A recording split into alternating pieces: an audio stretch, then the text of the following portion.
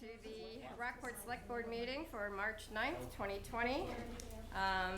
Call the meeting to order, and we have everyone here. Excellent. The first item on the agenda is the town manager's report. Bill? Sure. So the LED streetlight project is moving forward. CMP has confirmed receipt of the town's payment for the streetlights, so Rockport now owns the streetlights. I know that the new streetlights are on order, so we're just waiting for them to come in, and then we'll be scheduled for install, hopefully sometime April, May. But I should have more information on that as we move forward. On a related topic, because of the failure of CMP to repair some of the streetlights, mostly the radio wave decorative lights, the town will be receiving a refund of over $4,000 on its bill. So that'll be coming up and appearing on our as a credit on our streetlight account monthly invoice. That's excellent. Unfortunately, because of the lateness of actually acquiring the streetlights, I had hoped to use some of the savings that we would realize to repair some of those lights, if you recall me saying that. I still may, but I'm waiting to see what the estimated time frame is for installation, so it might not make a lot of sense to repair a light or put up a temporary light if it's only going to be there for 3 or 4 weeks. I'll wait to see what the expected installation date is, and I'll go from there. The Glen Cove Rest Area, Mike Young, the Public Works Director, been working with DOT for a couple of years to have the vegetation along the bank between Route 1 and the actual park trimmed within the state's right-of-way, and that was accomplished pretty nicely, actually. So there's a much better view there. And Public Works will start trimming the vegetation within the rest area itself, within the law, of course, since it is in the shoreline zone. I would remind the board that that's still kind of an open ticket item on our agenda to sort of deal with the Glen Cove Rest Area and how we want to approach it. The parking work group, just provide a short update there. Continues to meet. At the last meeting, it was determined that the work group would meet twice per month instead of once per month as we ramp up the deliverables. At the meeting, the group discussed short, medium, and long-term goals and action steps. Some of these short-term goals include assembling traffic count data, which we have some of anyway, installing striping and signage for current public parking spaces, identify areas for temporary parking, arranging a safety audit with MDOT, possibly installing bicycle racks, and drafting a public outreach publicity plan. As you may be aware, there are 2 petitions circulating, or actually that have been turned in. When I wrote this, they were still circulating. They've been turned into the town clerk's office to have the signatures certified. The petitions aim to make changes to the land use ordinance to include limiting the number of rooms in hotels and regulations pertaining to off-street and remote parking in the downtown district. I checked with the town's attorney, and the language of the petitions is appropriate and legal to place on a warrant for a vote. The circulators must have 213 signatures of registered Rockport voters for the petitions to be valid. Should the petitions meet the requirements, the board should place them on the warrant for the next election. And Linda, the town clerk, has 5 days, I believe, from when they were submitted to certify the petitions, and they were submitted last Friday. Right, I should have them done by the end of the day tomorrow. So the planning board would have to hold a public hearing once those are certified. If they are certified, the planning board would hold a public hearing because of the advertising deadlines and the state laws about the public hearing. The notice has to be run twice in the newspaper, so they wouldn't be able to hold it on their March 26th public hearing date with the rest of the proposed land use ordinance amendments as developed by the Ordinance Review Committee. So they would likely have another public hearing the following week, around April 2nd, we'll say, keeping in mind that the Select Board has a regular meeting scheduled, or special meeting scheduled for April 8th to review the warrant and approve warrant articles so that we can get ballots printed, sent to the printer on April 10th. So, Bill, I have a few comments I want to make about that topic, but I'm going to wait until your management report is over so I don't interrupt the flow of it. But one question I do want to ask first is, I understand that the planning board can make a recommendation on the ballot as to whether or not they approve or they recommend or not that those changes to the ordinances. Is that correct? Correct, But the select board cannot. correct. Okay, that's all. Browntail moth update, the Marge Jones recreational fields, Public Works has been thinning and trimming trees at the recreational fields. Some of the larger trees near the tennis courts that were endangering the court's fence, and they were infested also, but those were removed anyway, just because they were the proximity to the tennis courts and they were leaning the wrong way. I have received an estimate from Tree Works, which is and the local arborist that we've been working with, for for trimming the trees and then injecting the trees as well. So I'll be reviewing that, and we'll make sure that that gets done relatively quickly. I did attend the Penn Bay Regional Chamber of Commerce breakfast meeting back on February 26th. There was another select board member there as well in attendance, as a member of the board of directors, I believe, of Penn Bay Chamber.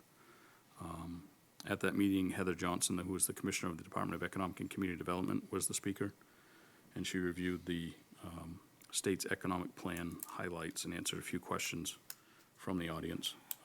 I think it's important to note that this is the first statewide economic plan that's been in existence for a very long time.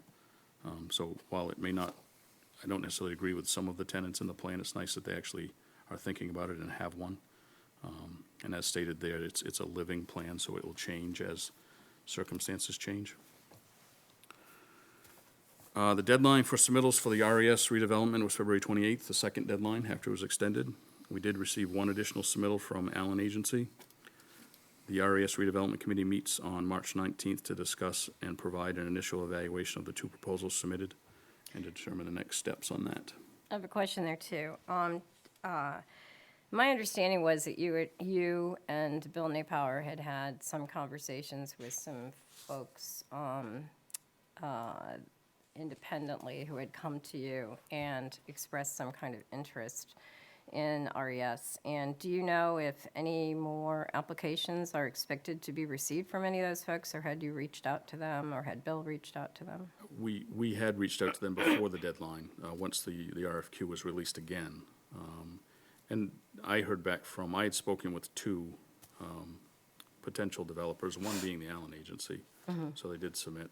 And another one I had spoken with basically had said just that the timing still wasn't where they needed it to be.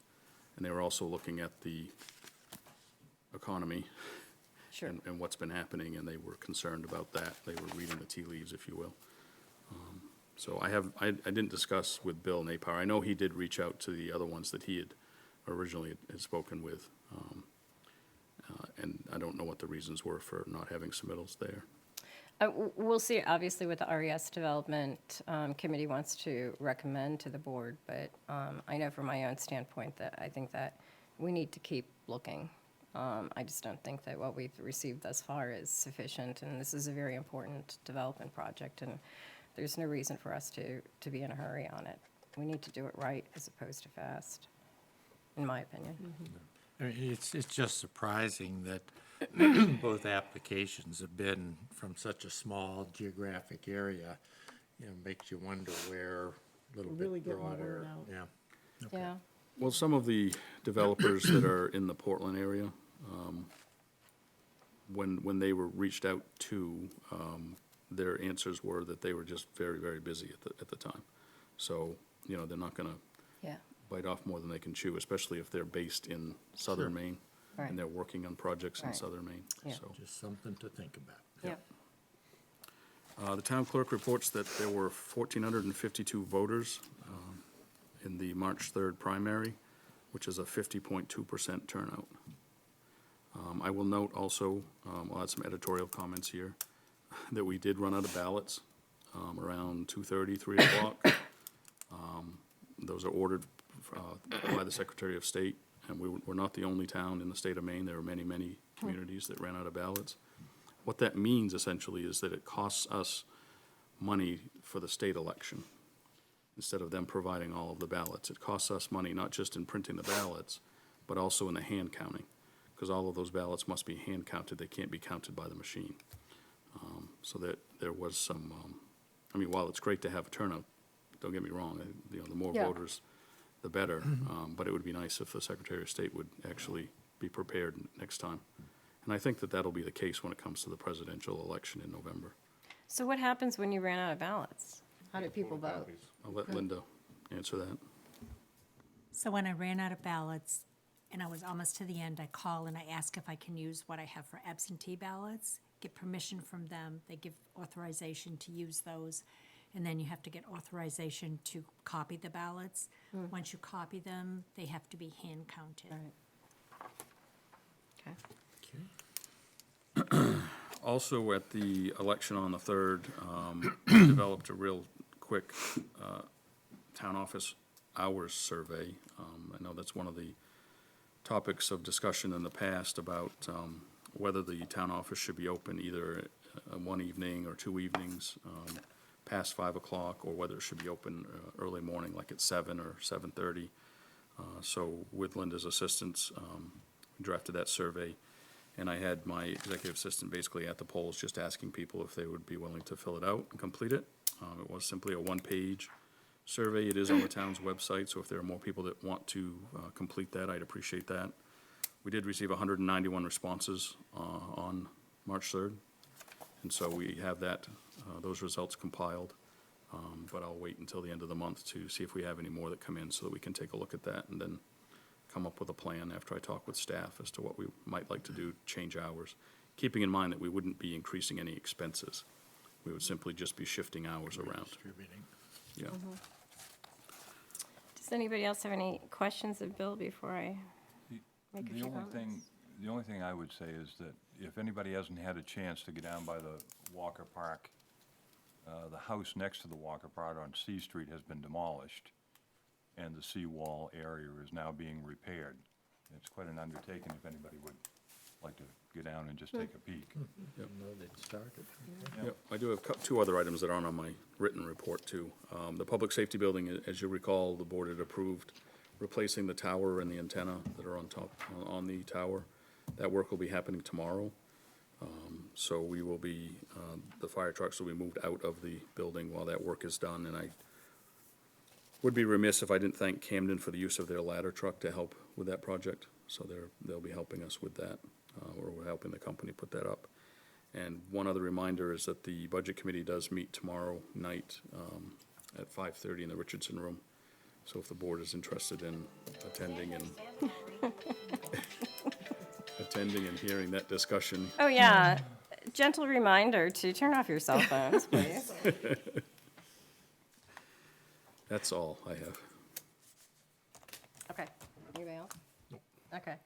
So, there are some on the select board that have been a little concerned, I think, about some of the things that have been going on with respect to the hotel, although I don't know what they would say, and I am only speaking on my own behalf. And I have refrained from saying anything until this point in time because it was the proper thing to do, to let the hotel get through the planning board and the ZBA process without influencing that or appearing to influence in any way.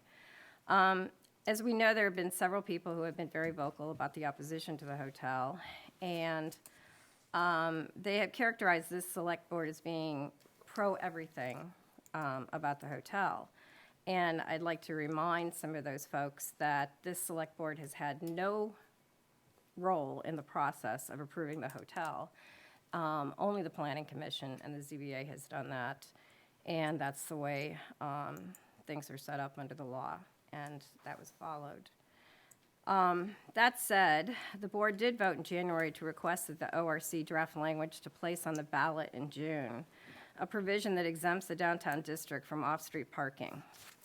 Although people have repeatedly claimed that this was done by the select board so that the parking requirements did not apply to the hotel, these facts are simply incorrect. The hotel has gone through the required process, and the parking requirements were imposed as the planning board and CBA saw fit. Further, the vote of the select board to put this on or to refer it to the ORC, was to place it on the ballot for the citizens to vote on, because the select board cannot do that on its own. The select board has repeatedly said, and has published an article in the papers recently, to reiterate their reasons for this action. It was not applied and won't be applied to the current hotel, but it makes little sense to have an ordinance on the books that is continually waived by the planning board and susceptible to inequitable application, depending on the applicant before them and depending on the planning board that happens to be sitting. The select board has done the responsible thing to say, let's find a way to create more parking spaces in town, not continually addressing the issue by avoiding it. Waiving the parking requirements for applicants continually avoids the issue. We are actively taking steps to create more parking, as we should. Clearly, the fact that we have said this time and time again is not getting through. Some, in letters to the editor, have suggested that Bill Post Town newsletter is a good idea, which we, of course, agree with, and that we should not only communicate, but that the select board needs to listen. I would offer that that needs to be a two-way street. This select board is not the one that passed the ability to have a 40-room hotel in Rockport. The voters did in June 2017. And the plans for the Smith Hotel were all over the papers in April, leading up to that vote in June. This select board did not vote to place the library where it is or to permit its current size. The voters did that, and prior select boards confirmed it. There has been acrimony over the library that's spilled over into the hotel. Perhaps it's a reflection of the times in which we live today. But I'm disturbed when people who claim to be from Maine write rather offensive things about my colleague to the right.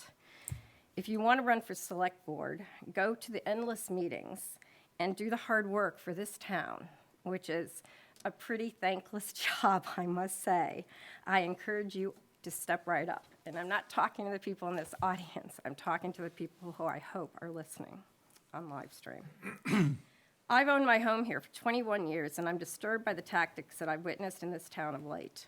Some have questioned the motives of elected town officials and volunteers, suggesting there is something nefarious afoot because of who the hotel applicant is, a man who I personally have only met once and never had a substantive conversation with. Not to mention the fact that the select board has no role in the approval of the hotel. I note that some of the most vocal opposition to the hotel is being coordinated and outside counsel is being retained by some who are not even full-time voting residents here. Some claim to be Rockport residents in the paper, but the tax records for the town indicate that this is not the case. Additionally, what I find to be particularly troublesome is the fact that some of the strongest opposition is coming from those who are operating short-term rentals from their homes or from their properties that they own. I find it curious that they oppose the parking and extra traffic of a hotel when they're contributing to the same problem themselves. At least we as taxpayers will be able to expand our revenue base by the hotel that Stuart Smith has proposed. As taxpayers, we are not sharing in the revenue of any of the short-term rentals, the revenue that those are generating. Only those who own those short-term rentals are benefiting from that. So a petition to change an ordinance voted on by the town just 3 years ago to cap a hotel at 20 instead of the already approved 26, I think is rather narrow-minded. Perhaps we can make that up just by looking at the fact that we have dozens of short-term rentals in this area, in the downtown district, or close to the downtown district. Those short-term rentals are contributing in the same way that their owners are now opposing. So I think we need to step back and take a look at some of this stuff. I know that one of the, I intend to write a letter to the editor that's more articulate and well thought out, but those were the comments I had just off the top of my head before the meeting. I think that we need to pay attention in April when we do decide what to put on the ballot for warrant articles. We, of course, have to put these on if they're, validly, if there's valid signatures, et cetera. We have no choice about that. But I think we need to be mindful of putting on a lot of other land use amendments, it might confuse the voters, especially since the select board has no ability to make recommendations, yea or nay, with respect to them. So anyway, but that will be something that we'll discuss at our April 8th meeting. So thanks for your patience and listening to my comments. Okay, there's nothing further. We will go on to public input that is on non-agenda items, if anyone has any. Linda?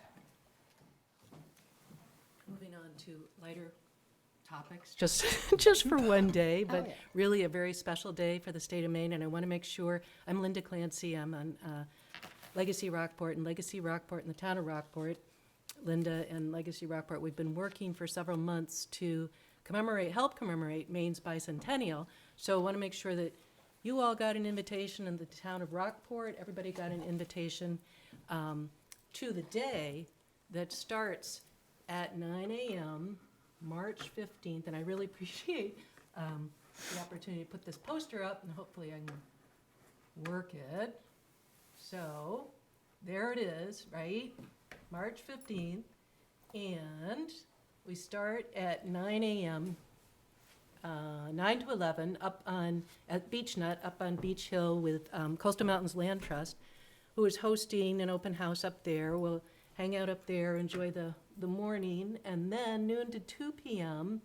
over at the Masonic Hall, there's a luncheon hosted by Simonton Corner Community Hall Association, and there's going to be some communication. Herb Annis is going to talk about the history of that area a little bit, and there's going to be tours of the hall across the street, which is undergoing renovation so it can be further restored to be a great community meeting place and dance hall, et cetera. But then, at nighttime, 4:45 to 8 p.m., we're going to gather at the Opera House upstairs for a dinner catered by Cafe Miranda, and we've got some speakers.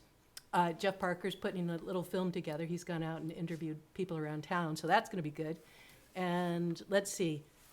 We've got Kerry Hardy. A lot of you probably know him. He was at Mary Spring for years. He's with Vinyl Haven Land Trust now, and he is just a wealth of knowledge about this area, its natural history, and the Native American history of it, and I think we'll all get a lot from that. Let's see.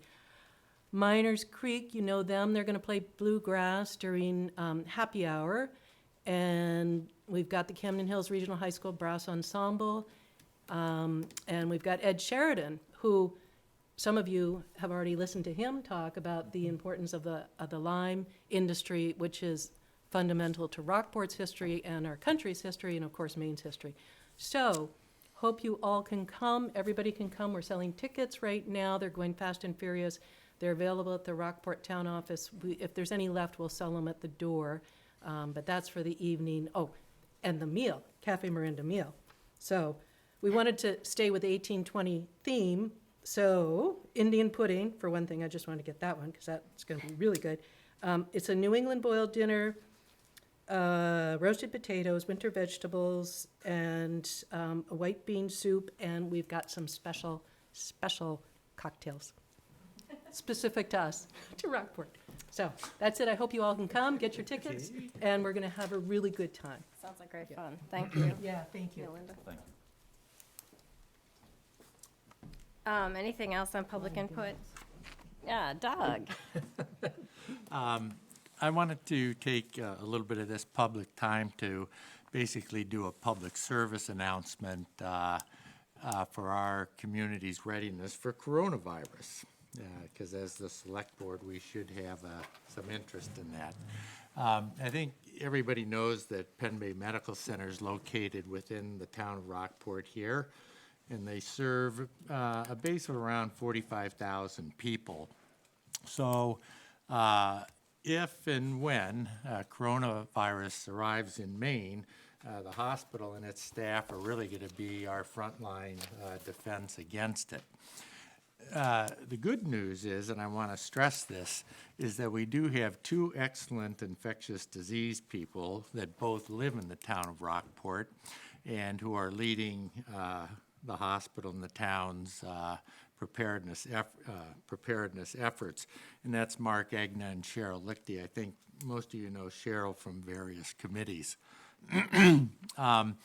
I spoke with Mark last Friday in preparation for tonight's meeting, and I found it very reassuring that the people at the hospital are focusing 110% on coronavirus preparedness. And just as an aside, the other night, I was out getting a sandwich, and I bumped into one of the nurses at Employee Health, and she told me that that's all they're talking about now, is getting ready for coronavirus, training the staff how to approach it and whatnot. Mark and Cheryl are daily communicating with the Maine CDC and the National CDC, so they're very much on top of what's going on, and as things develop, they'll be very transparent in sharing with us. They asked that in the meantime, basically the 4 basic things that you're hearing on the news. Wash your hands frequently. If you cough or sneeze, do it into your elbow, not into your hands. If you are sick, stay home. And if you do have the symptoms, which are fever, cough, and shortness of breath, call your primary care provider or the emergency room before you go to their office or to the ER so that they can triage it and make sure that when you do go for care, you don't interact with a lot of people either at the office or the ER. So it sounds to me like they're doing a great job, doing everything we can do. So I just wanted to update people on it. Thanks, it's great. And continuing on the public service announcements, something that I wanted to mention too, for the four-legged people in the community, or four-legged creatures in the community, I should say. I know we got this PAWS clinic thing in our mailboxes at the town, and PAWS is extending their mission to provide wellness clinic schedules in different towns for, and they wanted us to all spread the word in different towns on different days for people who can't afford to necessarily, get all the care that they need for their animals through the vet. They're doing some of this free of charge in these clinics, so I think that's great for people to know about. That it on the public comments? Okay, so the next item is amendments to the agenda. Doug, I know you have I actually one. have two. One, I would like to ask that we consider Jan Baldwin's application for the Parks Committee tonight in lieu of Sally Cook. Sally had a conflict with our first Parks meeting that we needed a quorum for, so we moved Janice up the list, and you should have in front of you her application. Yep. Is that okay? Yep. And the second thing is, we do have a donation to the Parks Committee that we'll need the Select Board to accept at the appropriate time. So why don't we just do that as the first item under action items for the donation? Let's see, the Parks and Beautification Committee just last week received a donation of $10,000. Oh, wait a minute, under the action Oh, I items. thought we were still No, in we there. had to do the consent agenda Okay, first. That's all right. okay. That's all right. We'll be there in Oh, 30 yeah, seconds. all right. Okay, and Move the board approve the consent agenda as presented. second. Okay, Jeff seconds, all in favor?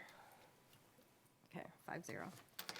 All right, so we have the consent agenda with various committee bylaws, committee resignations, and the meeting minutes from February 10th. Does anybody have anything they want to remove from the consent agenda, or do we have a motion to approve it? Why are you Thought we looking just at did me? that. Thought we just did that. No, that was the amendments to the agenda. We're talking about the consent agenda. Oh, we made a motion, I think, to approve the consent agenda. I know you, oh, is that what you actually said? That's what Mark said. Oh, sorry, we were actually on the amendments to the agenda. Okay, sorry. I did not hear the words, but I voted in favor anyway. Okay. Perfect. All right, so moving on to the first item now, under action items, which is the donation. Go ahead, Doug. So, again, Parks and Beautification Committee received a donation of $10,000 given to the town that will be deposited into the Parks and Beautification Reserve account. This is to give us a good start on the rehabilitation of Memorial Park, which I think is just absolutely fantastic. That's been weighing a little bit heavily on me since we started this project. How are we going to rehab the park? And this is just wonderful. The other interesting thing I'll just throw in is that this seems to have stimulated other people's interest in donating a bit. So I would ask people if they'd like to step forward, now's the time. So I'll make a motion that the Select Board accept the anonymous donation of $10,000 to the Parks and Beautification Reserve Fund. Second. Okay, Bill? That's fine. Second from Second. Denise. Any discussion? All in favor? 5-0. Many Thank thanks you the to donor. the anonymous donor very much. So as you get more donations, does each donation have to be approved by us? I asked, Bill, you want to address that? Yes, basically.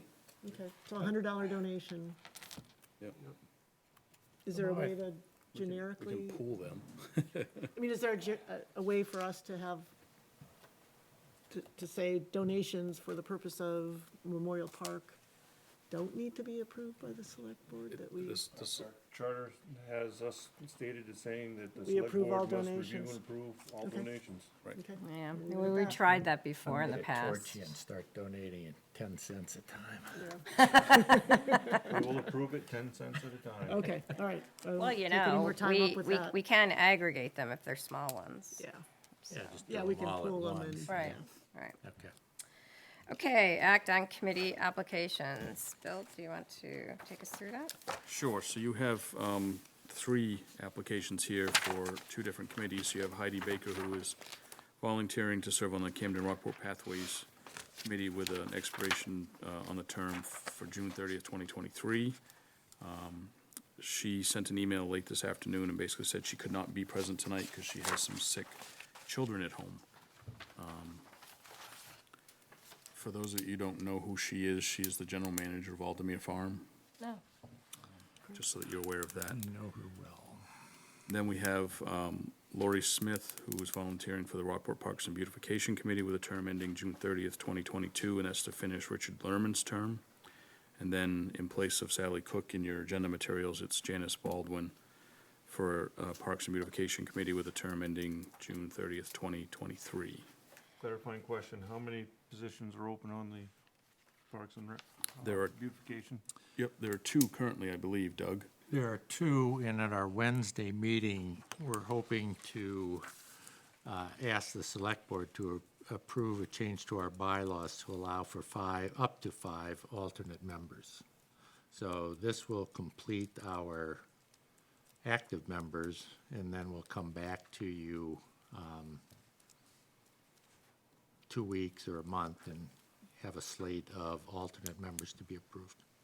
It's been difficult to have meetings, so Yeah. that's the Yeah. basic reason for the, All right, so currently there are 2 openings? Yes. And we have 3 applicants? You have 2 No. 2 applicants for Parks and Just Beautification. tonight, we're just Heidi's gonna, doing pathways. Yeah, Heidi is Pathways. Yeah. Yes. Lori and Jan tonight. All right, but Sally and Janice are the 2 applicants, correct? No, Lori Lori's and Janice. Lori. Janice. Lori Sally's not and- here, so she's being postponed. Lori and Jan, and she's. Jeff, do you want me to come down there and draw a picture for you? Janice takes the place of Sally on the application. Would you like to have Lori and Jen, would you like to say anything, as is our usual practice?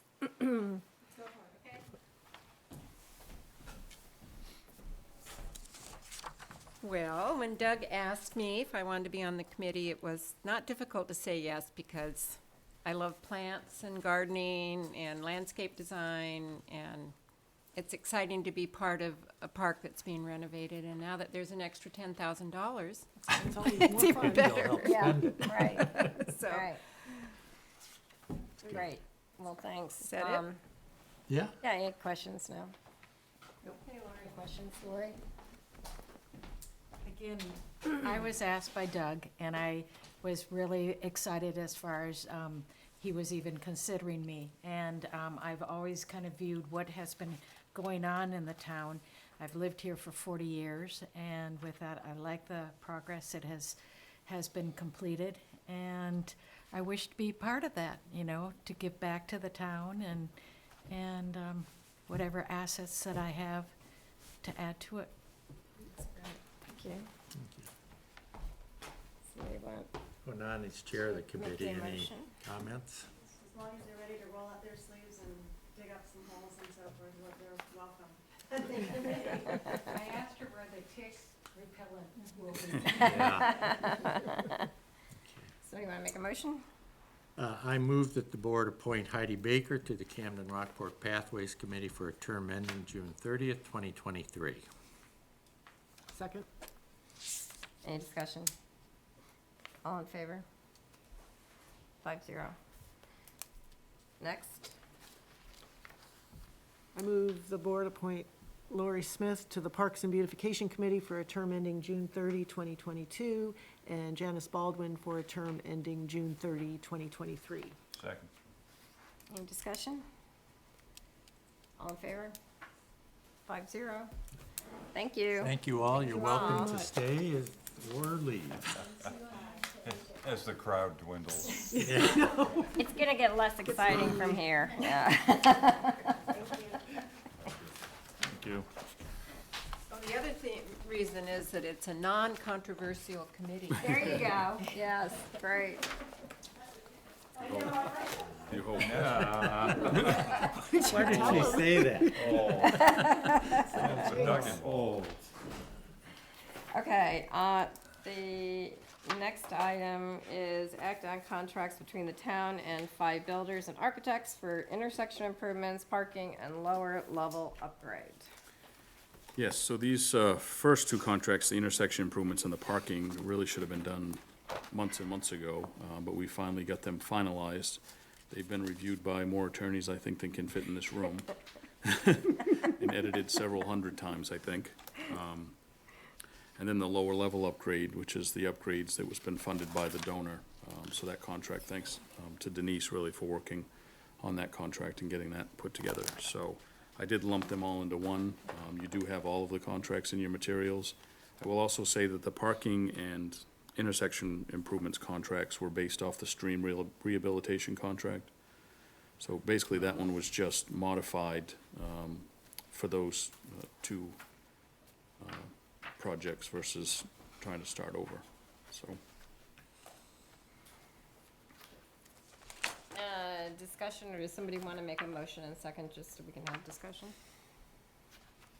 I move the board approve the contracts by and between the town and 5 builders and architects for the intersection improvements, parking, and lower level upgrade as presented. Second. Okay, discussion? Questions?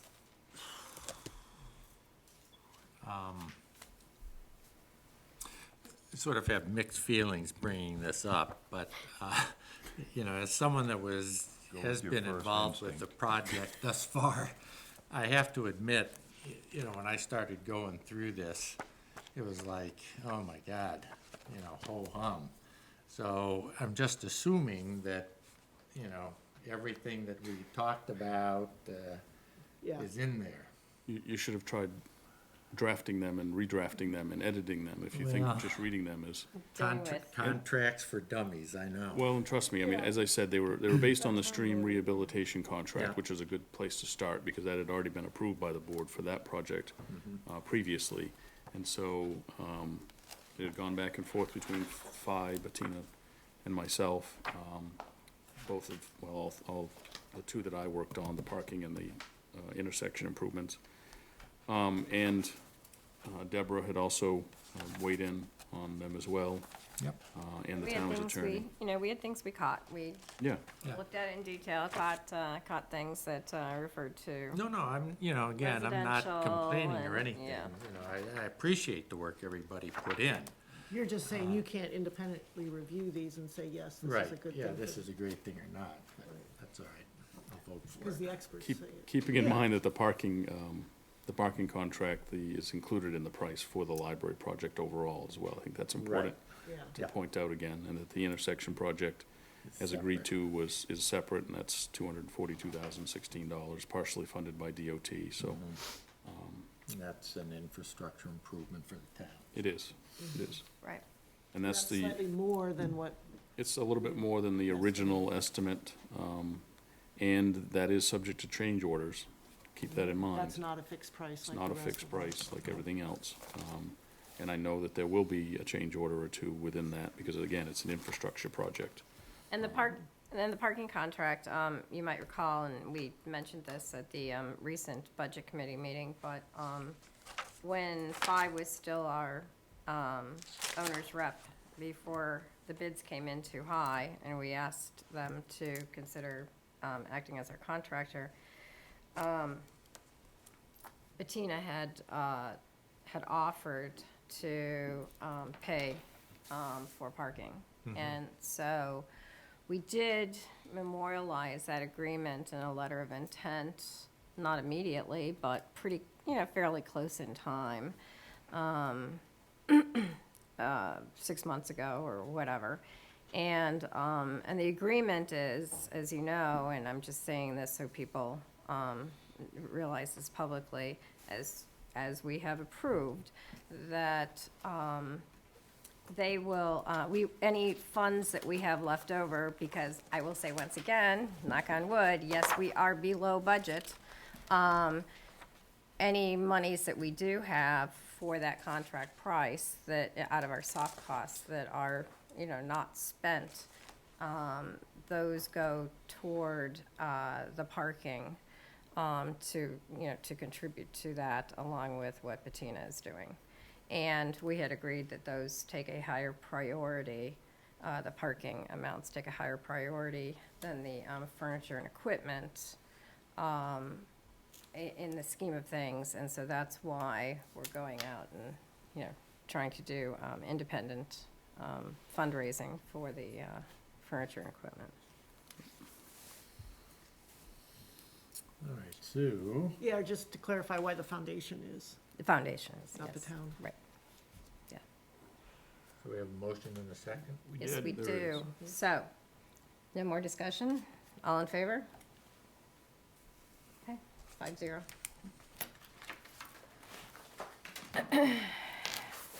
All right, the next item is act on use of Opera House Reserve Fund for the fire alarm system upgrade.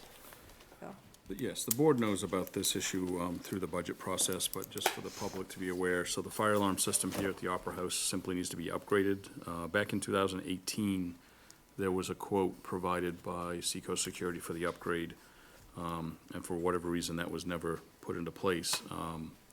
After the state fire marshal's inspection recently, it was determined that there are some deficiencies that, if they're not corrected, will force the building to be closed to any event at all, unless a fire watch is posted in the building, or if we make the upgrades to the fire alarm system, which again were recommended back in 2018.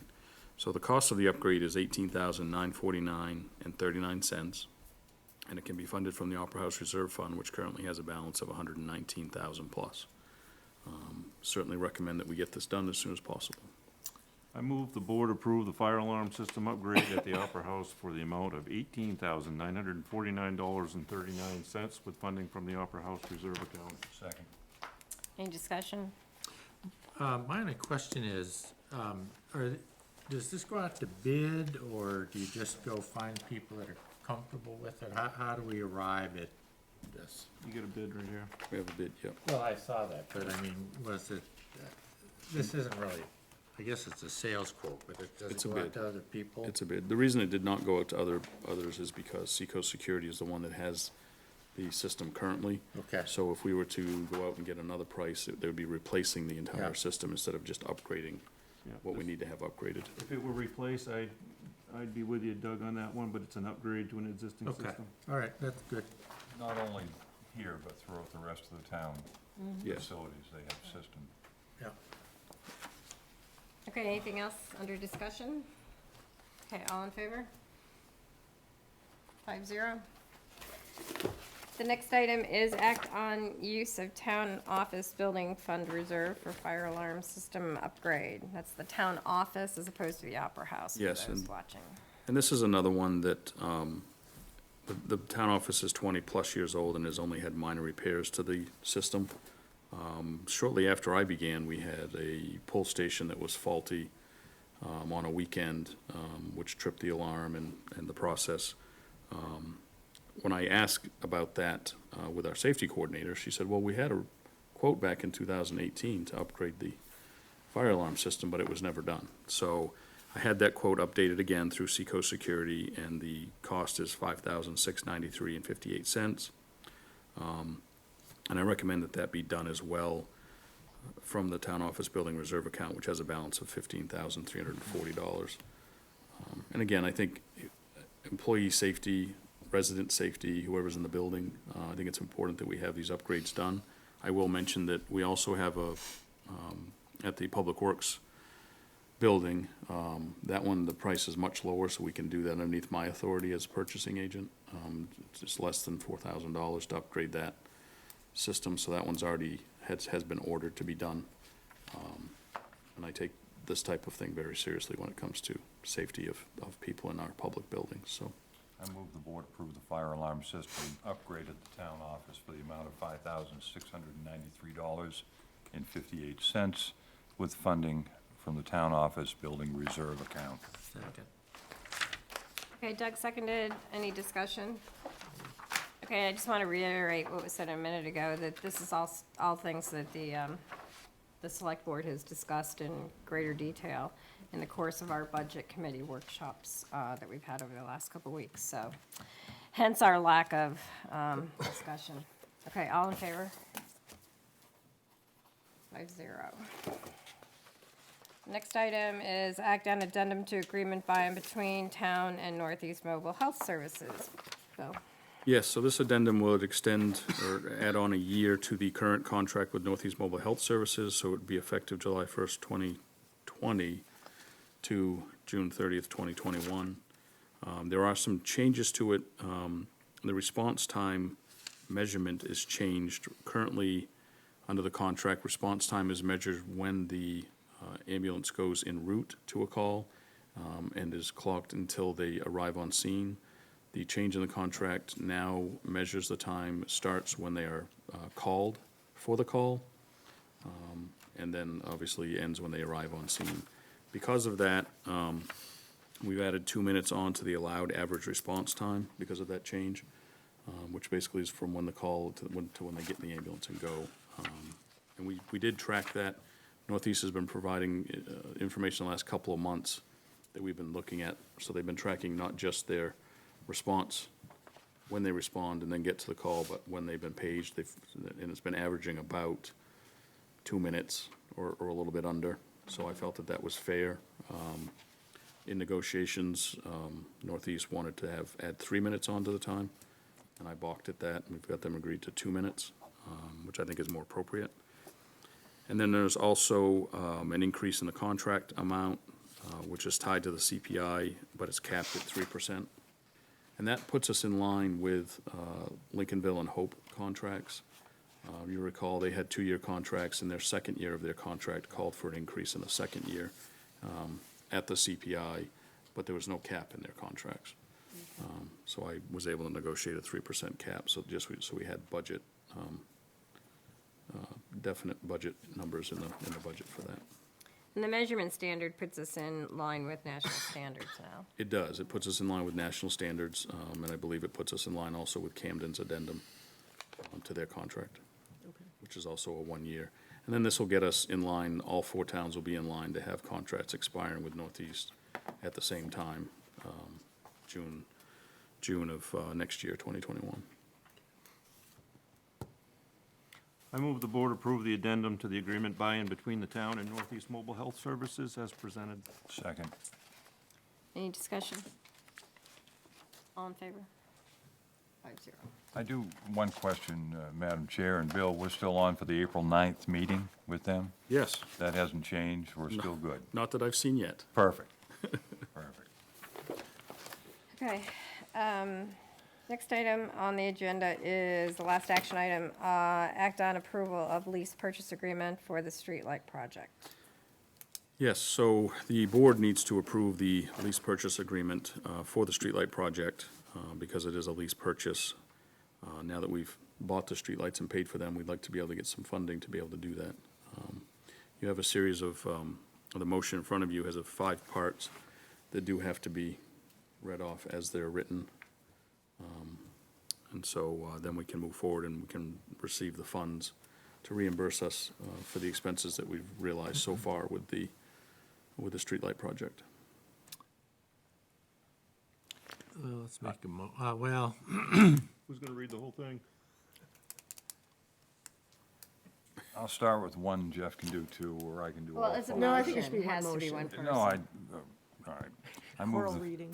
Go for it. I move the board find, number 1, that a capital acquisition project, the project consisting of a lease purchase of the new streetlights and related equipment is hereby approved, and number 2, that the financing for the project in the principal amount of $300,000 is awarded to Androscoggin Bank at the interest rate of 2.98%, and number 3, that the town manager is hereby authorized to execute a lease purchase agreement for the project and all other documents reasonably necessary to accomplish the purpose of this vote in his capacity as town manager or in his capacity as town treasurer, as the documents may require. And number 4, that the select board hereby confirms its determination that the term of the lease does not exceed 120% of the economic life of the project. And number 5, the said lease is hereby designated a bank-qualified tax-exempt obligation of the town for the 2020 calendar year under the provisions of Section 265B3 of the Internal Revenue Code of 1986 as amended. second. Any discussion?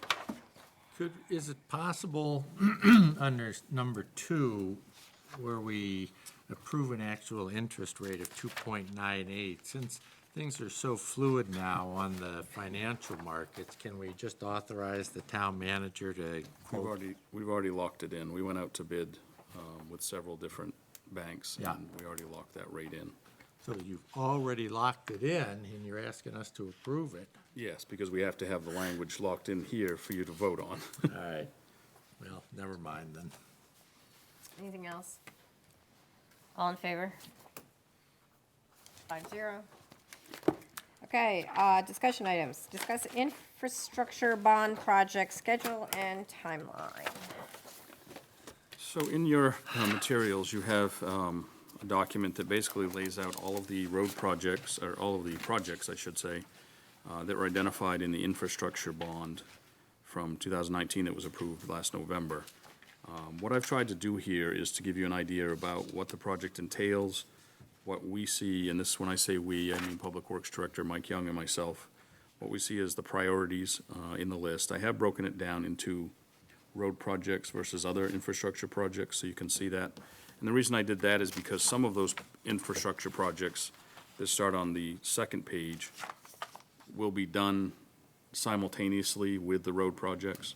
The road projects are broken down into a priority because Public Works will be doing some of that work. Contractors will be doing part of that work. So I'll just go down through them quickly, and certainly if you have questions, we'll answer those. The first priority is the old Rockland Road project, and that basically includes a complete rebuilding of that road. So we're gonna be reclaiming or grinding that pavement up, correcting the drainage, shaping the crown of the road by grading, compacting, fine grading, putting back down a 2-inch binder and then a 1.5 inch overlay. Because this project is the most expensive one there, we need engineering work to make this project happen. So I'm waiting for some proposals from engineers to see what the prices are for that. And then this will be bid out. This will not be a project that the Public Works touches at all, because it's a huge amount of work for this to happen. This also, I wanted to bring this up too as well. There was discussion about the bond, the infrastructure bond back in October. about the sidewalk. So there is a sidewalk, if you want to call it that, on this road. And there was discussion about potentially just building a 100-foot section of sidewalk by the church that's there. After reviewing that with Mike and I and having discussions, we actually talked with a resident that day. We were out looking at that road that was outside. We determined that it would just make sense to basically have it from the church down to Gurney Street, so to rebuild that section of it. We're going to look at it two different ways. One, doing a typical raised sidewalk with a asphalt curb, and having, as an alternate, a paved bike ped shoulder, which obviously would be less expensive, but would also allow for safe pedestrian and bicycle use on that side of the road as well. So we're looking at both of those aspects. I would say depending on what the plans are, if the engineers are done working with them, and then what the bid prices are, then we'll make that determination once we take a look at that. Questions on Old Rockland Road? No, I was just going to ask, though, this, when you were planning on, well, whenever you plan to get those newsletters out, Yes. this whole topic is Oh, great. And I'm absolutely. sure you figured that out. that Yeah. This would be a great topic to make sure that we keep people abreast of. Yeah, and I think it's important to note too, and I was, when I first started here, I was glad to see that Rockport has this practice in place anyway, but anytime that, in my years, in other communities, anytime we have a road project, we send letters out to all the residents of that road anyway that may be affected before the project starts, basically describing what's gonna happen, about the proximate time, when it will happen, and when it will end, and what the inconveniences will be, and that sort of thing. In this case, it'll be a little bit easier because we'll have an engineer that will be doing inspections and be the kind of the contact person. And then this one certainly is disturbing the road much more than some of the others Yeah. are. But yes, the newsletter, again, will be a great communication tool as well, so. Yes, and like I said, I was happy to find out that Rockport's practice is to send those letters out to residents as well, so that'll continue to happen. And they already know, the resident we talked with on the street said, oh yeah, we know this road's gonna be done, so I was like, oh, that's good, they're listening, they're paying attention, they see what's happening. The second priority is Park Street. So this basically involves repaving from Meadow Street to Route 90. We do have it broken up into two different sections, as was discussed at the last fall, but I've lumped it into one. And essentially, there is a section of the road near Brandy Brook Circle that needs to be excavated, base added and compacted before paving. There's something going on with the base that's causing an issue there. We want to make sure we correct that before we pave. There are 5 cross culverts need to be replaced, and all the driveway culverts will be reviewed. And that's the driveway culverts on all of the roads. Anytime we do a paving or drainage issue, we always look at all of the driveway culverts to make sure that they're reset or replaced as needed. We are getting quotes for the cross culverts from contractors to see what the prices are for those. If the prices are too high, or we estimate that they're too high, then Public Works will do those, but if they're in line, it'll save Public Works time, and we'll have contractors put those in. Public Works is already working on brush cutting along that road, and has been for the last week or so. You'll notice that the time frame and method on these, I've got 2020 for Old Rockland and Park Street as well, and I've listed it as Public Works and contractors in this case. There'll be a mix. Third priority is the Beach Hill project, basically to South Street. It'll start from around Old Nut Farm Road, which is where we ended off last year with repaving. Most of the drainage ditching last year was done last year, so there's not a lot that has to be done there, which is helpful. So this will basically be mostly just a paving contractor to come in and do the repaving. So that one's, even though it's a priority 3 because it doesn't have a lot of work that has to be done to it, but may get done prior to the others just because of the ease, if you will. South Street is priority 4. And again, this basically is just repaving, so a shim and an overlay from Rockville Street to Beach Hill. There is a small section of road that needs to be excavated to determine what's happening. Base may need to be replaced and compacted, and a small amount of drainage ditching also has to be done. Again, Public Works will do the minor work that has to be done to prep the road, and then contractors will come in and pave. Priority 5 is the Gurney Street and Mill Street project. This basically is running from Old Rockland Road over to Route 90. There's a small section in the middle at the top of the hill that is in Rockland. So we're trying to work with Rockland in hopes that they'll either allow us to pave it and pay us for it, or they'll do it themselves, because we'd hate to have a section that's a few hundred feet long. Bump. Yeah. So we're trying to make that happen.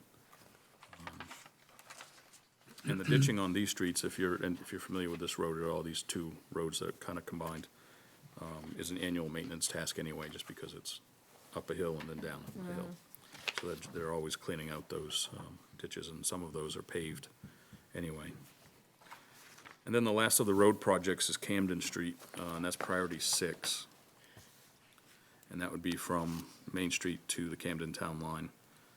And I'm hoping also, Mike, and I didn't mention this to you earlier, but I'm hoping that maybe you can contact Dave St. Laurent at Camden and see if they have any interest in finishing the paved job from the town line to Route 1. Yeah, I think that would make sense if we can try to get that done together, whether they have that in their plan or not, but it's just a short section, so. And all of these paving projects are above and beyond the normal yearly paving? We're tackling these with the infrastructure bond. No, Yep. I just want to make sure that people know there's still going to be the normal. Yes, there's other Paving that projects that goes I on. don't have on this Yep. list that's above and Yep. beyond that, yep. And a lot of those are all, they're all just shim and overlay, a little bit of drainage here and there, but Yeah. And that last one is 2021. the last one I put is 2021, depending on, again, what we get for pricing from paving contractors.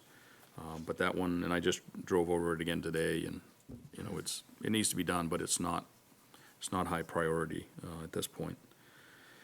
The other infrastructure projects, did you have a question, Doug? or- Well, I just wanted to make a comment. I mean, I think this is really very exciting for the town. When you, in your mind, you look at these areas that are being paved, it's a huge amount of road. I mean, we're gonna repave all the way around Beach Hill, so that whole area is gonna be nice. And then Gurney and Mill Street up there, so it's exciting. Yeah, well, that's what happens when you have some money that you can actually do some work with, too. And Yeah, I yeah. appreciate the residents voting for supporting that Yeah, very infrastructure much bond. so. We also need to thank again the Capital Improvement Committee Yes. for the work that Right, was yes. done to identify and prioritize this work Yeah. along with the Public Works and, plus we had the Pathways Committee involved. So Yes. there was an awful lot of input from many to get this list to the point that it's at now. And I don't recall the date, but I believe it's in April that the Capital Improvement Committee is getting together again. Yes, After this, they can take this off the list and reevaluate. that's right. Yep. So the other infrastructure projects, you have listed here, and I have them listed in priority, basically for projects that really should be done first.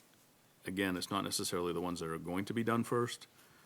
Some will take some time, like the town pier replacement I have listed as a priority 1, because that really should be done as soon as we can.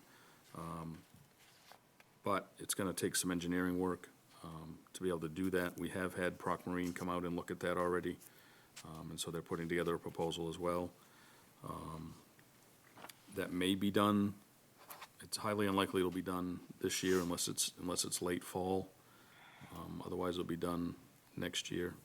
Yeah, the timing on that one's gonna be critical here with high season, and Exactly. we have our charter boats that are hanging off that, and Yes, a whole lot of other things that, yeah. Late fall And would that's- be pretty good. Well, it would be if we could get it done, and I'm Yeah. not sure if we can or not, but that's what we're, but the engineering work could certainly be completed. yes, yeah, that's gonna be done fairly quickly. The other, Is that what we have a grant for, the engineering work? we do have, well, partial for that. Yeah, partial. Priority 2, public safety building, parking lot. This is a little bit more involved than simply repaving it. We'd like to shore up the base that's underneath the parking area that's closest to the entrance to the bay doors. That's where it gets the pounding from the trucks that's coming in and out of the building, and over time, it's rutted and cracked. I had asked an engineer to take a look at it to see if we needed to install a concrete apron. And after discussing with him, he basically said that we don't need to do that, but he advised us to shore up the base under that. And Mike had some ideas and discussed that with him. I do want to say that the engineer also had donated his time to have that discussion, so that was a nice thing to do. But we will be excavating in front of those doors, replacing the material, putting in some filter fabric down there, compacting it. And we're also gonna place an underdrain to connect the downspouts from that building. So the gutters go into the downspouts, and now they empty out in front of the building. And so we're gonna connect an underdrain and connect it to the catch basin that's off the edge of the parking lot, so we don't have that water coming down and pounding in front of the doors all the time. Ice in the wintertime. Ice in the wintertime, right. So that will happen this year as well. And then we have the next three items, or next item is the vehicle exhaust removal system. So I lumped those together, Public Works Building and Public Safety Building. Lumped those together because we'll be putting that up to bid and finding a company that can come in and do both of those. And that should be able to be happening in 2020 as well. And that certainly is done by a contractor, of course. Priority 4, and again, these really is not really, they're actually 1A, 1B, 1C. The town office vault suppression system. For those that don't know, there is currently a fire suppression system in the vault, but it's a wet sprinkler, which doesn't make a lot of sense when you're trying to preserve the records that are in that vault. Yep. So this will replace it with either a dry system or chemical system. And I'm currently researching companies that provide this service so that we can put that out to bid. And again, that should be done in 2020 as well, depending again on contractors' availability. When was that wet suppression system put in? Do you know? When the building was constructed, When it was built. Really? Nobody thought of that?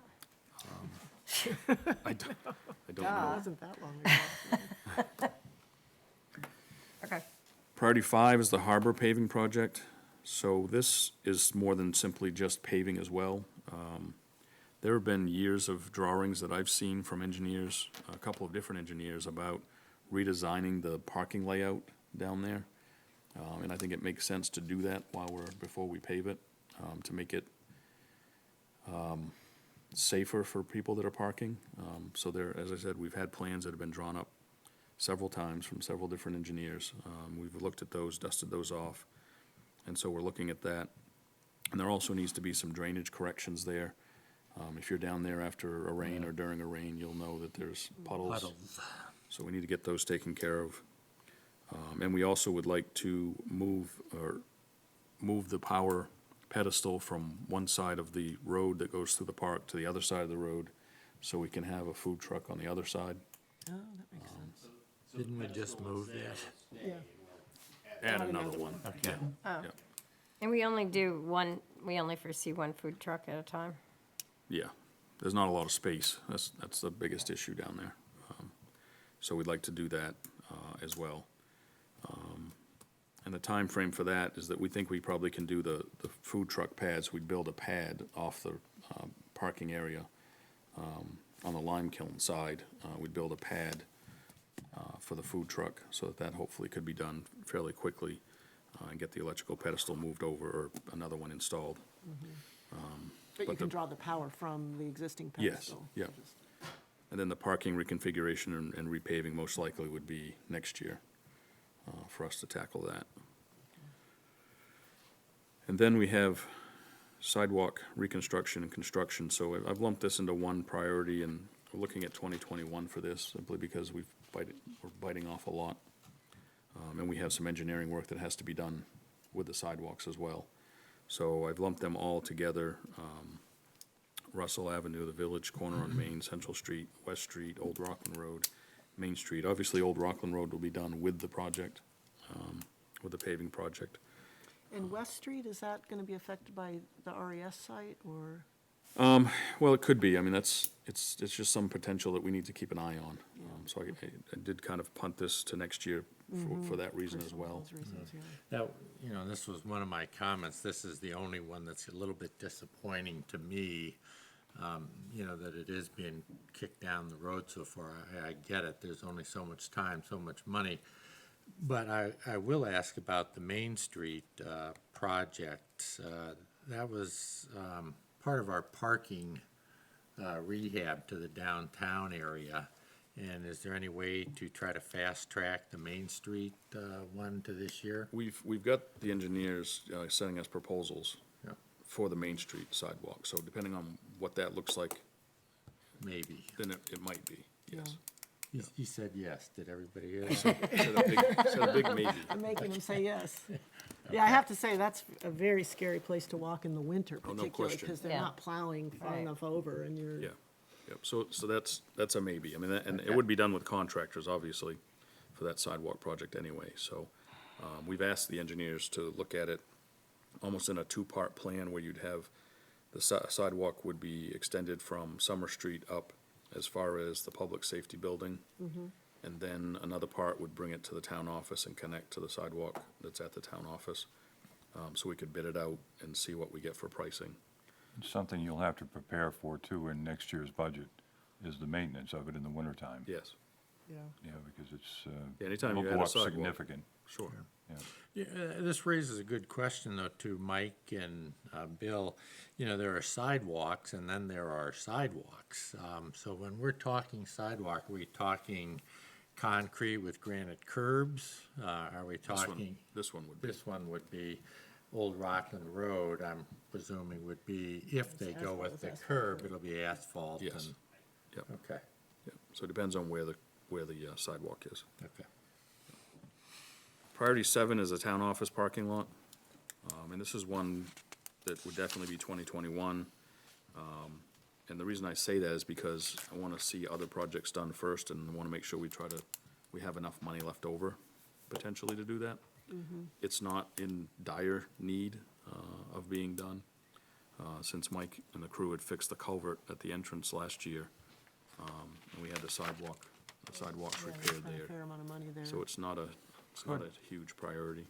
Could I ask, I mean, with the price of petroleum taking a nosedive, there's a good chance we may get some reasonable bids. Hoping. On Main Street. Is where that the- because of the cost of asphalt going down? So on Main Street, where the post office box is now, where people have a tendency to park, whether it's an assessors meeting or whether they're voting,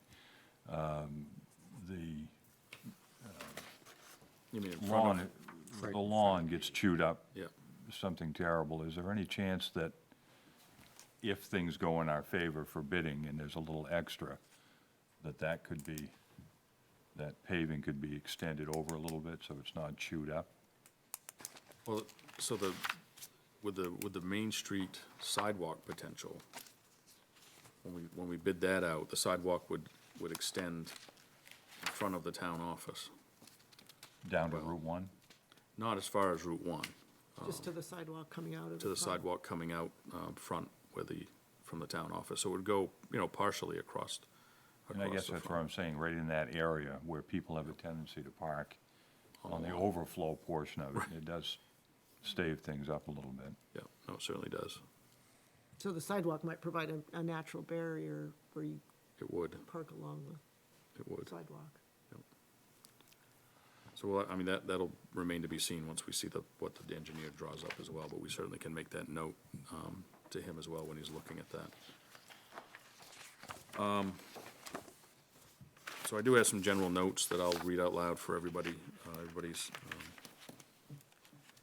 when the estimates for these projects were developed, engineering costs were not included, only construction costs, so that's a big caveat there. So we do have some projects, as I've mentioned, that have to be engineered.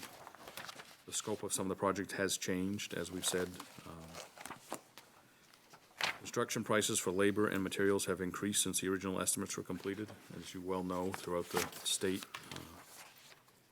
Although with the with the recent decrease in the oil prices, that will have an effect on the asphalt prices, which is a good thing, but contractors are busy, so, For now. but that's an issue with us. All the factors above will have an effect on how many of the projects will be completed, simply because of the amount of money that we have available. And funds from the Public Works Department operating budget could be utilized to supplement the bond proceeds to ensure completion of the projects.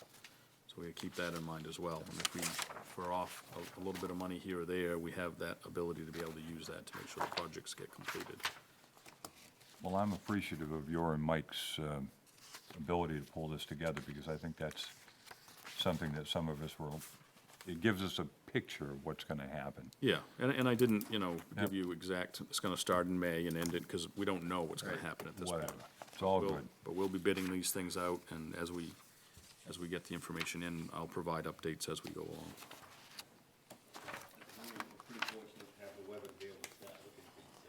Yeah, Yeah. So that brings me to, didn't, 2 years ago, when the young gentleman from University of Maine was here doing his analysis of roads and culverts, did he include the culverts that go into people's driveways, or just the cross streets? Because that would help you in your, Those should all be in there. so that would help you in your determination as to whether they need to be or not, so, yeah. good.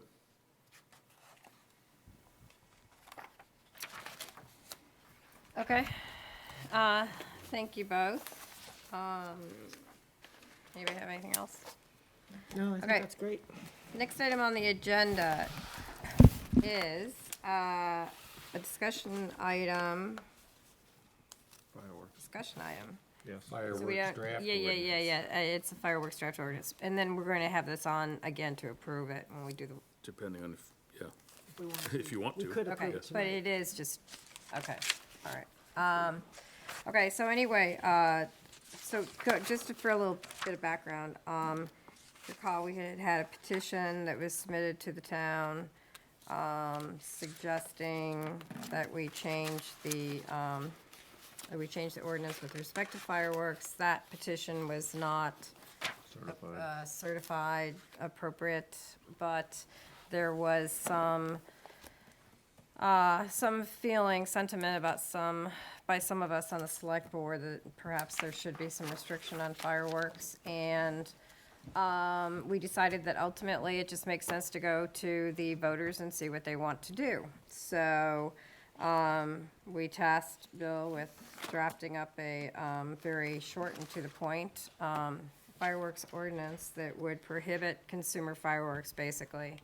And the thought is that if the select board were to approve that, we would be looking to put that on the ballot in June. So this is sort of interesting, because this is written as if we are recommending to the voters Yeah. that they approve this. Right. Whereas Yeah. I had sort of had it in my mind that we would let them be the ones Correct. to tell us whether they want something like this, and then we would do this. Yeah, well, I can answer that a little bit. So the issue with the ordinance is that the way that the legislation was written is that you have to find that the board has to find that there is a threat to public health, safety, and welfare from fireworks. So that's something that you would have to determine in order to create the language in the fireworks ordinance to ban them. And Right, I and know I- that you don't necessarily agree that there's a threat to public Yeah, health, safety, and it's- welfare. And can we, I guess, so is it not possible to have a ballot item that says, Well- shall the town of Rockport adopt a fireworks ordinance in line with the state statute? The way that the question would be written on the warrant would be very much like that. Shall the town of Rockport adopt an ordinance to ban consumer fireworks? It would be, you have to have an ordinance written like this in order to have that effect happen. Now, I you could do a straw poll, sorry, Deborah. Sorry, that's okay, straw poll, that's, okay. I had thought at the, and I guess perhaps I was wrong, but I had thought at that meeting that the sentiment of the board, and the vote that we took was to basically put a straw poll on the ballot. So I was surprised when we were actually drafting the prohibitory type of statute. Well, we asked Bill to draft a ordinance. because the ordinance has to be physical Yes. before it can go For people to look at. People to say yes or no. Right. to say yes or no. I guess my heartburn is the same as Denise's and perhaps others, where we have to state that we have determined that fireworks pose a threat to public health, safety, and welfare, and, I mean, Yeah, by the book, we haven't. The important word that's in that sentence is could pose a threat to the public health, safety, and welfare. So that's an important Yeah. thing to note. Obviously, my understanding of what the board had agreed to do is perhaps incorrect, because I thought we were really putting something on the ballot that was really more of a straw poll kind of question, for which you would not have to have a draft ordinance. Correct. You could have a non-binding referendum question. Right. That asks the voters, would you support a ban on consumer fireworks? You wouldn't reference an ordinance or any of And then that. if they say yes, we Then you use would this in then go November. that. In November, right. Boy, I would much prefer that latter approach that we just outlined. Because Yeah, there 'cause was we not a don't have a strong- consensus yeah. or a No, strong no. feeling among us of doing this. And No, it I makes feel it like I'd sound have as to though put a we letter to do. the editor saying, okay, I know it says this, but I don't really, And, we really want and you again, guys to I drafted decide, that not because I us. thought, I Right. wanted you to have that discussion No, to see it's- what the Yeah. ordinance No, would it's have fine. to be worded no, it's helpful. in I order think- to, And If we were so moved to draft an ordinance based Yes. on public comment and feedback, This is what it would look in like. a survey-type question, referendum, non-binding, this is what it would look like. And I Right. think Bill has delivered on what we asked him to do. It said, this is what we need an ordinance would look like if we went that way. The next question becomes, what do you want to have on the ballot in June?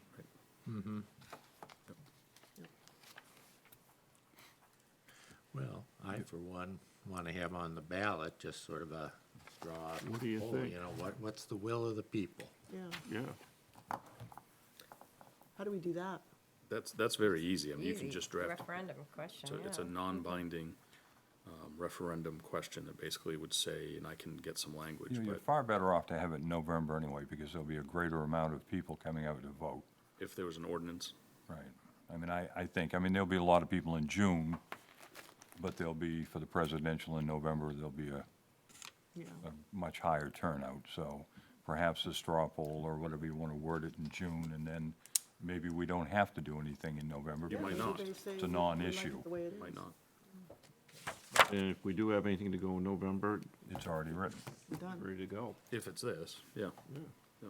And I did have the town's attorney look at it, and, because I'm familiar with these, I've written these in other communities, and so Yeah. he did look at it, and I said, do we have to have section 1, paragraph B? And he said, yes, basically you have to have that in the ordinance. Don't delete it.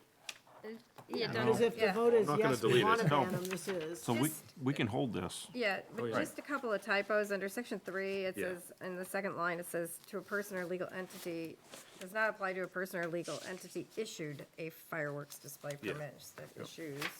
And then on B, on the last page, it says, second line says, to temporary or permanent injunctive orders so as to enforce the provisions.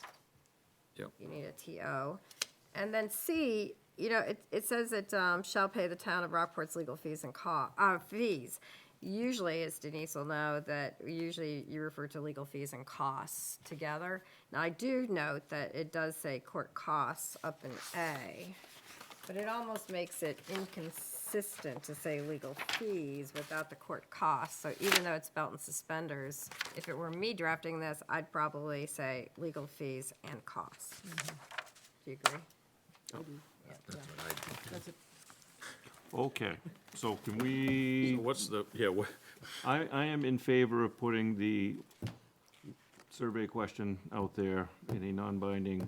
Do you favor the, do you favor banning fireworks in the and consumer town? fireworks? Consumer fireworks and. right, And I can get language, obviously. Yeah.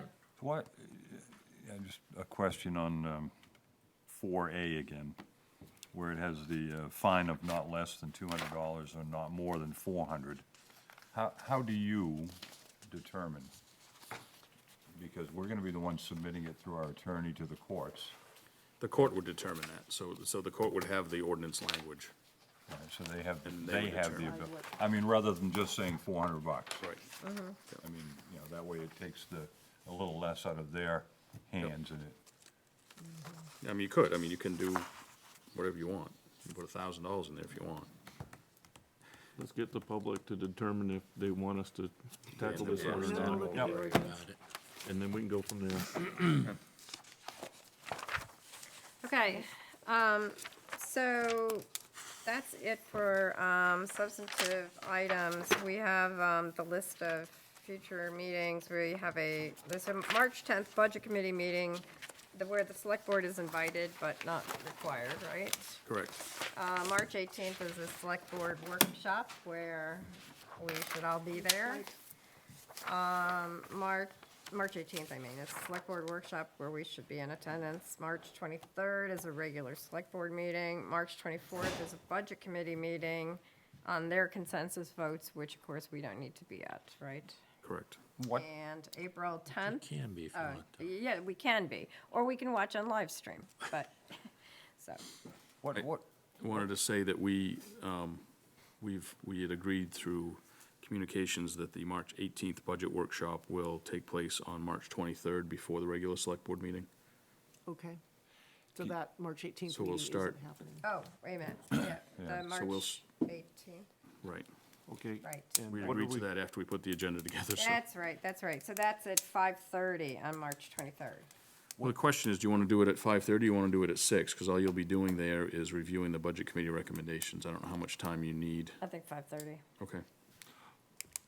Well, I mean, who knows? Last year, it took us a while to review them. What I would say is that we'll start it at 5:30, and I'll craft the agenda such that your Select Board meeting can start immediately Right. after That's the what I was workshop. Right. thinking, because if there's a gap, we don't want to just be Perfect, we don't want twiddling Yeah, our if you get thumbs. done at 5:45, you don't want to have to wait until 6:30 to start your Right. Select Board. mine is along the lines of the scheduling, but I think Jeff's is along more with your dates here. Go ahead, Jeff.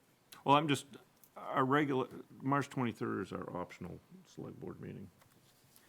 Right. Right. The second one, yeah. of the Our month. second optional, not regular. It's right, but it needs to be held in March. Okay, I mean, that's fine, but it's our optional meeting Yeah, that we according to the determined to be charter. held. Yes. I just don't want that second Select Board meeting to turn into regular. No, I'm trying to, but we're So in you the don't want budget it to say season. Cut back regular. on those. We're in the budget season. We have to. Yep, no, we gotta Right. do what we gotta do, but just, My question surrounds the school and their final determination as to what their increase will be. Do we have any idea whether they know what that is now? Or what date they'll have a determination?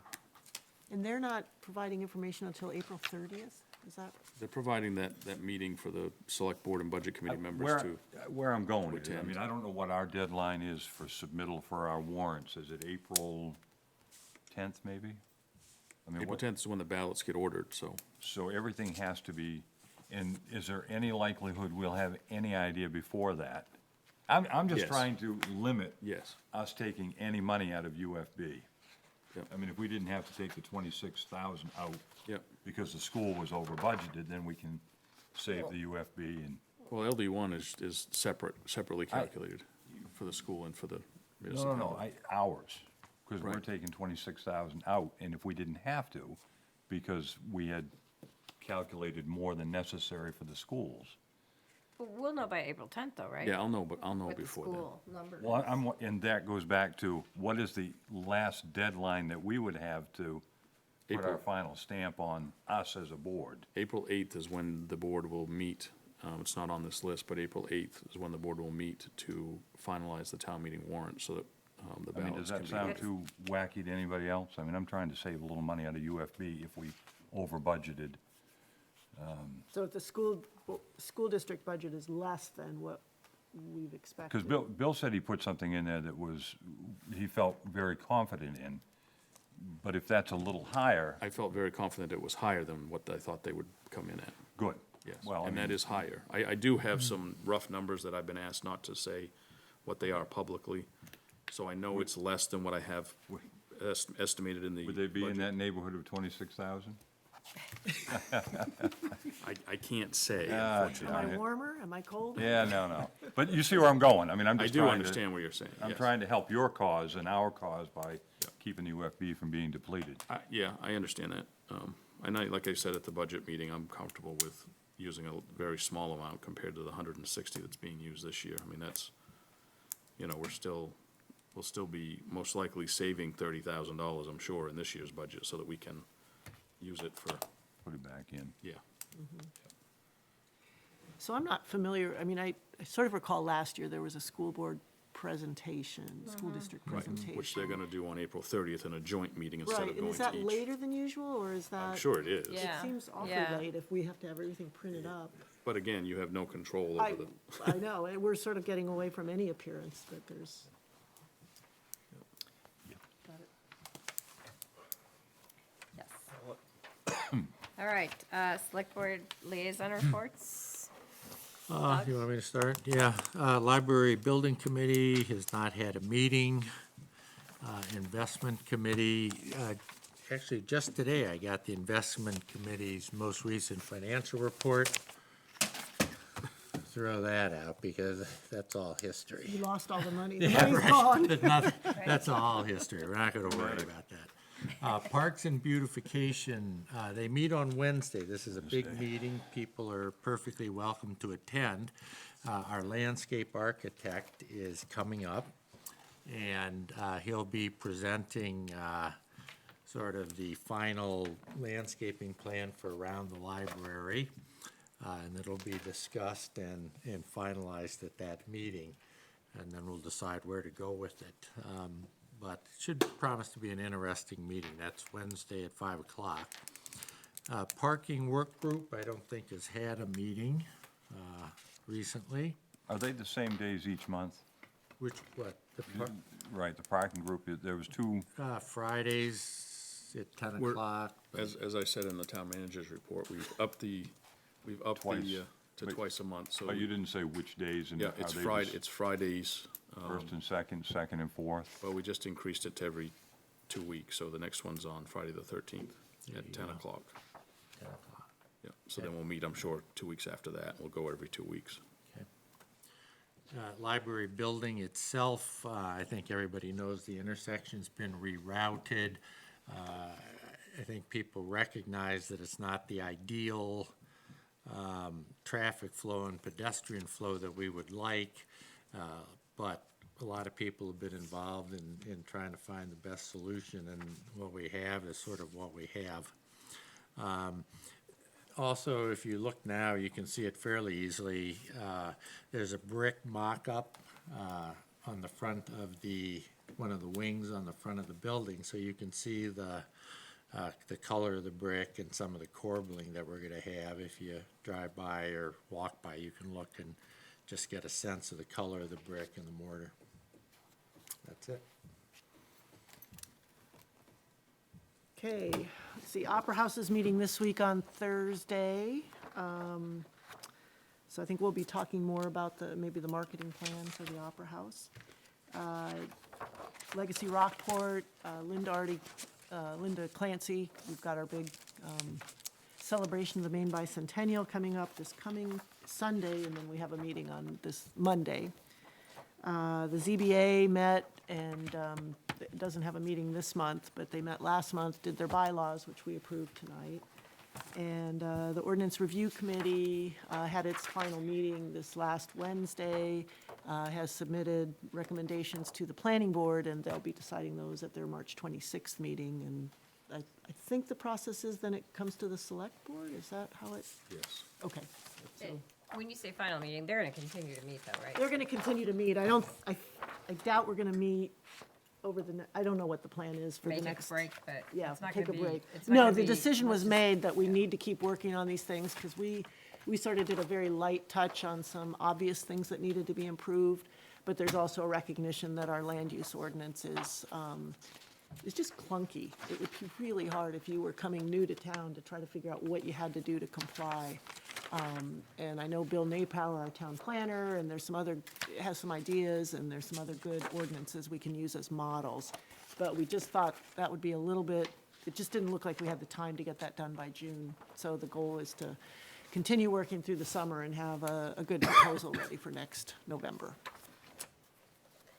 Excuse me, do we recycle any paper at the town? Yeah, of course. Great, I would hope so. And so I'm gonna give this to you because it's all one-sided. We can recycle the one-sided stuff. Maybe if you could print next month's agenda on the other, no. No, no, that's, Teasing. yeah, there's Totally issues teasing. that we can't. yeah. Difficulties with that. Okay, Jeff, Mark, I believe to add on to the parks, I think they're getting very near ready to go out to bid or for proposals for plantings and flowers from a lot of the local vendors.